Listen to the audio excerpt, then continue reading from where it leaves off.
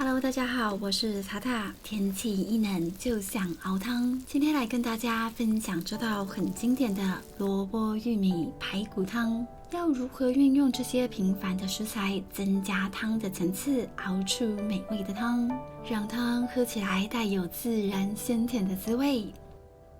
准备2到3条品质好的玉米来熬汤，你可以整条放进锅子里面熬，也可以分成3等份。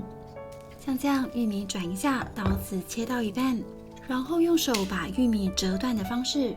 没有力气的人，刀子切到一半，然后左手敲一下，最后用刀子掰开，玉米就变成2半啦。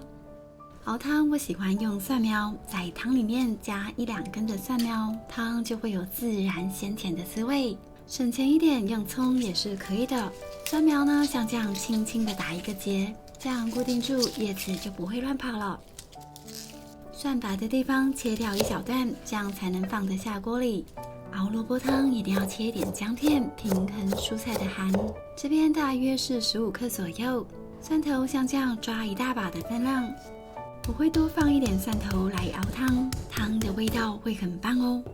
准备2条白萝卜跟1条红萝卜，我会建议大家买带土的萝卜，熬汤会比较好喝。台湾的萝卜跟日本不太一样，台湾的萝卜皮比较薄，也比较小条。日本的白萝卜皮比较厚，所以要削掉比较多的皮。像这样，萝卜大概刨掉2-3层的皮，萝卜就很好吃了。先把这些萝卜皮上面的土清洗干净。我知道有些人会觉得带土的萝卜要清洗很麻烦，但其实只要用这种中毛刷刷一下，皮就会很干净了。然后萝卜头像这样转一下就处理好了。像这样自己刷洗的萝卜才会好吃哦。把萝卜皮刨掉2到3层，当季的萝卜皮通常比较薄，肉质也很细。这些刨掉的皮营养跟风味都在里面。要熬出美味的汤，秘诀就是这些皮不要丢掉，一起熬煮。用2个茶包袋把皮通通的装起来。如果你买到用药水清洗干净的萝卜，那熬煮出来的汤味道会大打折扣哦。像这样珍贵的皮就包裹好了。熬汤用的锅子一定要大，要深，锅子要厚实，这样熬汤才会好喝。先把萝卜的头尾去掉，接着切成对半，你可以像关东煮那样切成圆片状，不过今天我会切成半月形。熬汤的萝卜呢，要切大块一点才会好吃。把这些切好的白萝卜先放到锅底，红萝卜先切对半，然后再滚刀切。红白萝卜切成不同形状，这样看起来会比较活泼一点。同样的丢到锅子里就好。接着再把刚刚的玉米放进来。我这边大约有1斤半的排骨，排骨可以买小排，不要买软骨，软骨会比较油一点，买这种肥瘦均匀，不要太肥也不要太瘦的。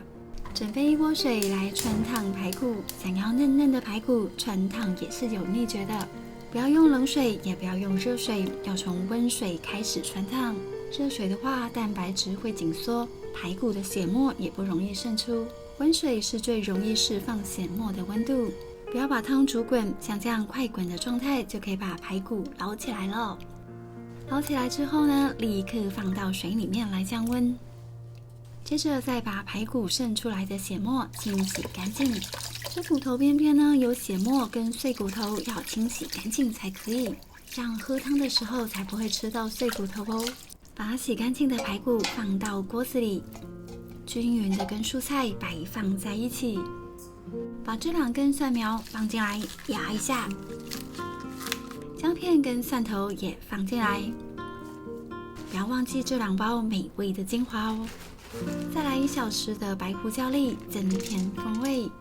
这一锅我大概加入2000到200cc 的冷水，就可以增添汤的风味。你可以用米酒或者是清酒，我个人喜欢用清酒，就加入适量的清酒进来。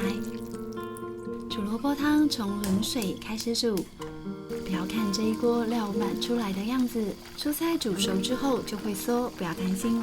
等到快滚的时候呢，表面有一些浮沫，用网子捞一下，因为我们刚刚排骨处理得很干净，所以可以看到汤并不会太浑浊。好了，这时候来放一部分的盐调味，盐不要一次加足，要分段加，这样汤才会有层次。看到锅边已经滚的样子，这时候就可以转到最小火来炖煮了。把锅盖盖起来，慢慢的炖。你也可以开盖炖，不过开盖会比较适合炖煮高汤的时候。我们大概这样炖煮1个小时到1个小时半。好了，时间到，开盖。哇，好香哦！满满的蔬菜，鲜甜滋味，感觉就很好喝。这个上面熬汤的蒜苗不要了，当然不介意的话也是可以吃的。还有这2包萝卜皮要先拿起来，避免不小心袋子破掉，汤就会浑浊了。非常清澈又带有金黄色的汤，看起来很清爽，一点都不油腻。最后再加一点盐，调整一下咸味。煮好之后一定要自己尝看看味道，自然鲜甜，真的很好喝。刚刚这个材料包呢，挤压一下，还有很多汤，不要浪费了。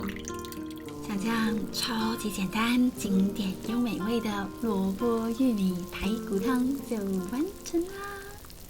天气冷的时候呢，我最喜欢喝汤了。可以的话不要多，来1小株香菜，可以增加汤的香气。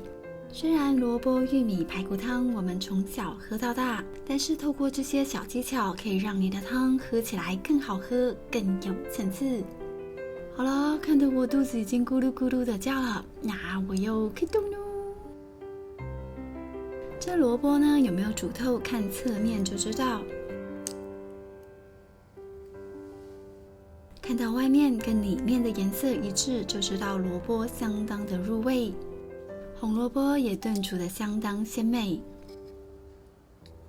再看看这个排骨，鲜嫩多汁，用筷子一夹就松开，骨头轻易就能够夹起来了。超喜欢吃这样嫩嫩的排骨，不会卡牙缝。哎呀，这个玉米很碍事哎，都捞不到汤。